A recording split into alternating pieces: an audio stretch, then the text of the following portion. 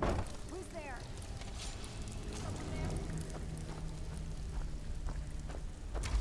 Where are you?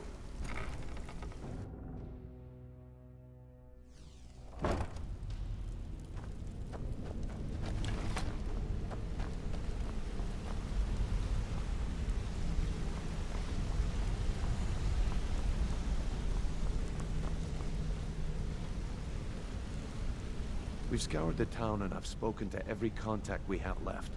No sign of Mercer. Any luck on your end? Shore's beard. He's going after the eyes of the Falmer? That was Gallus's pet project. If he gets his hands on them, you can be certain he'll be gone for good, and set up for life. Agreed. He's taken everything the guild has left, and to go after one of the last greatest heists is just an insult. I've spoken to Karlaih and made amends for how the guilds treated her. Now she wishes to speak with both of us.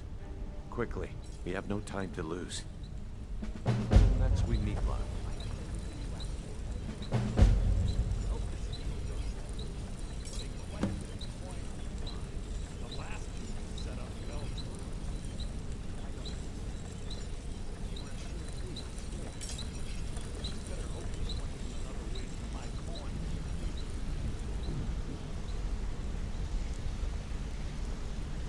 I promise you, all your questions will be answered. Brynjolf, the time has come to decide Mercer's fate. Until a new guildmaster is chosen, the decision falls to you. Aye, lass. And I've come to a decision. Mercer Frey tried to kill both of you. He betrayed the guild, murdered Gallus, and made us question ending our of my future. tale I began early. Is this your tale? We have to be very careful, Brynjolf. Mercer is a nightingale, an agent of Nocturnal. Well, if you don't want to hear it, Everything that's I've your heard in loss. the stories. If I wanted The to hear a tall Nightingales, tale, their allegiance I'd to read a Nocturnal children's and the story. Twilight Sepulchre. Get some better story. That's why we need to prepare ourselves and meet Mercer on equal footing. Just outside of Riften, beyond the southeast gate is a small path cut up the mountainside. At the end of that path is a clearing and an old standing stone. I'd ask you both to meet me there. What of it? So, is it true bandits? I have some preparations of my own to make. I'll meet you at the stone. You're an idiot.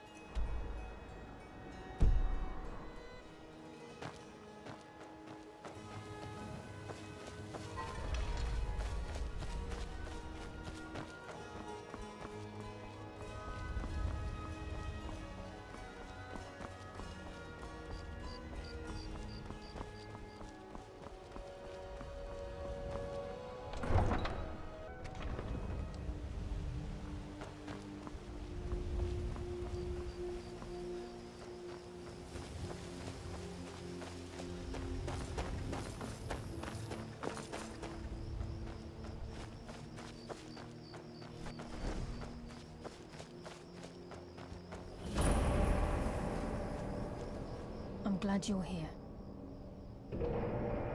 This is the headquarters of the Nightingales, cut into the mountainside by the first of our kind. We've come to seek the edge we need to defeat Mercer Frey. If you'll follow me, I'll try to explain on the way. This way, please.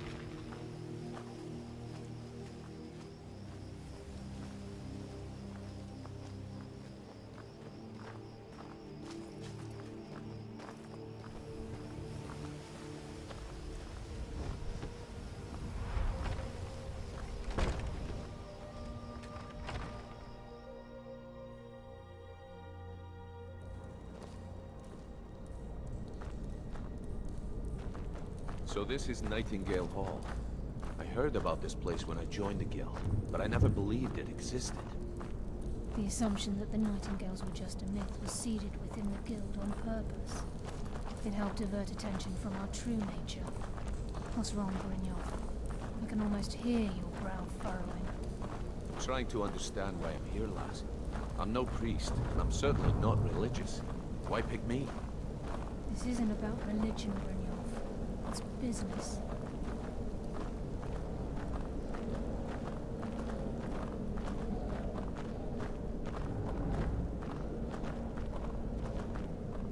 This is Nightingale Hall.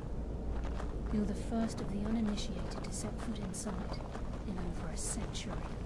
Now, if you'll both proceed to the armory to don your Nightingale armor, we can begin the oath. Time's wasting, and Mercer's still out there. Let's get this show on the road.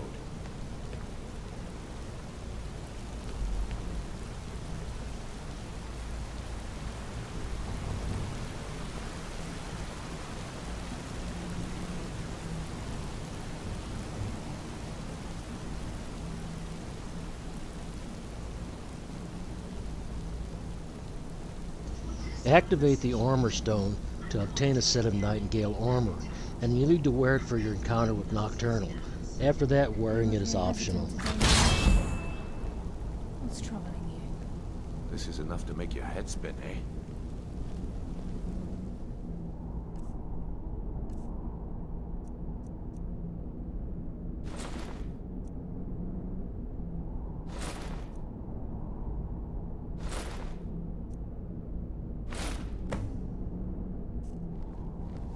You appear ready for the oath.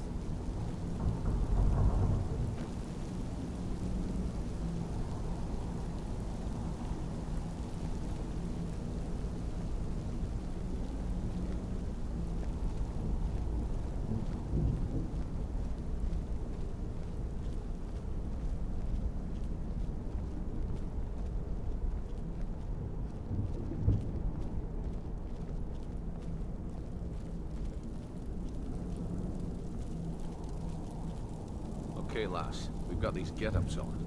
Now what? Beyond this gate is the first step in becoming a Nightingale. Whoa there, lass. I appreciate the armor, but becoming a Nightingale? That was never discussed. To hold any hope of defeating Mercer, we must have Nocturnal at our backs. If she's to accept you as one of her own, an arrangement must be struck. What sort of arrangement? I need to know the terms. The terms are quite simple, Brynjolf. Nocturnal will allow you to become a Nightingale and use your abilities for whatever you wish.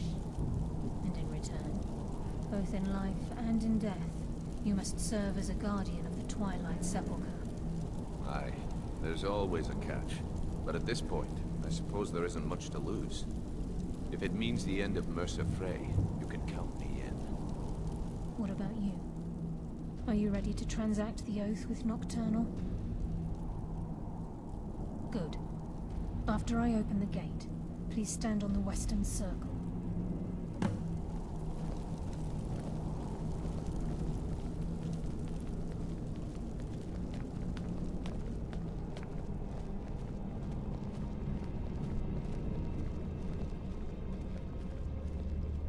This is enough to make your head spin, eh? We'll speak when the oath is complete.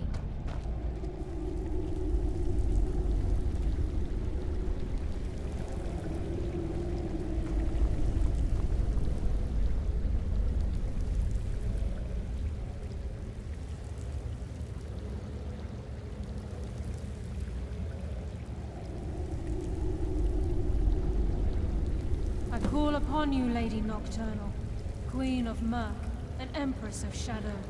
Hear my voice.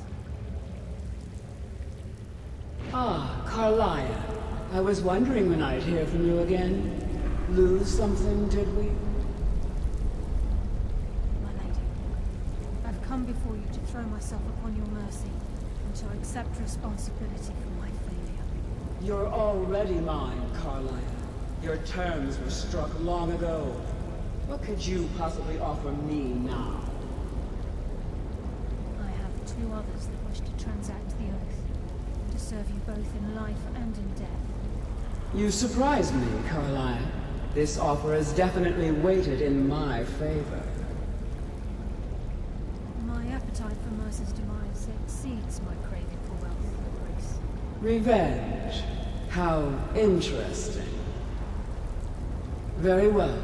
The conditions are acceptable. You may proceed. Lady Nocturnal, we accept your terms.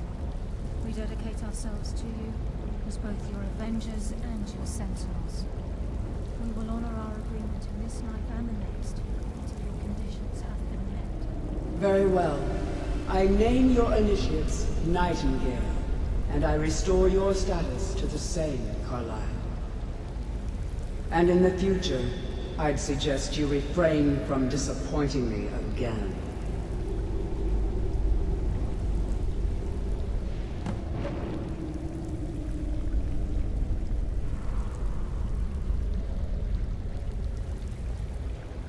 Now that you've transacted the oath, it's time to reveal the final piece of the puzzle to you.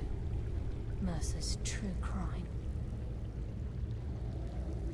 Mercer was able to unlock the Guild's vault without 2 keys because of what he stole from the Twilight Sepulchre, the skeleton key. By doing this, he's compromised our ties to Nocturnal, and in essence, caused our luck to run dry. Well, yes, but the key isn't only restricted to physical barriers. All of us possess untapped abilities, the potential to wield great power securely sealed within our minds. Once you realize the key can access these traits, potential becomes limitless. Good. Then you understand why this is about more than just Mercer's lust for power. If the key isn't returned to its lock in the Twilight Sepulchre, things will never be the same for the Guild. As time passed, our luck would diminish to the point of non-existence, and whether you know it or not, our uncanny luck defines our trade. Very true. In our line of work, it's quite rare we set out to return a stolen item to its rightful owner. Before we depart, Brynjolf has some business to discuss. I suggest you listen to him. Listen, lad. There's one last piece of business we need to settle before we go after Mercer. The leadership of the Guild. Karlaih and I had a long discussion before you arrived here. Thanks to your efforts, Mercer's treachery has been exposed. After we deal with him, all that remains is restoring the Guild to its full strength. As a result, we both feel that you have the potential of replacing Mercer as leader of the Thieves Guild. I've been at this game a long time, my friend. A long time. I've stolen trinkets from nobles and framed priests for murder. I'm good at what I do, maybe even one of the best, but it's all I know. I've never been one to lead, never desired it, never cared for it, don't want it. Well, we have a bit of an errand to run before your coronation, so don't get sentimental on me now. Then it's decided. When this is all over and Delvin's contacts assure me that we've regained our footing in Skyrim, we'll handle the details. Until then, we have quite the task ahead. I've been poring over the plans you brought us, and I'm convinced the eyes of the Falmer are in the Dwarven ruins at Erkenthand. Karlaih and I will meet you there. Prepare yourself, lad. This will be a fight to remember. Until next we meet, lad.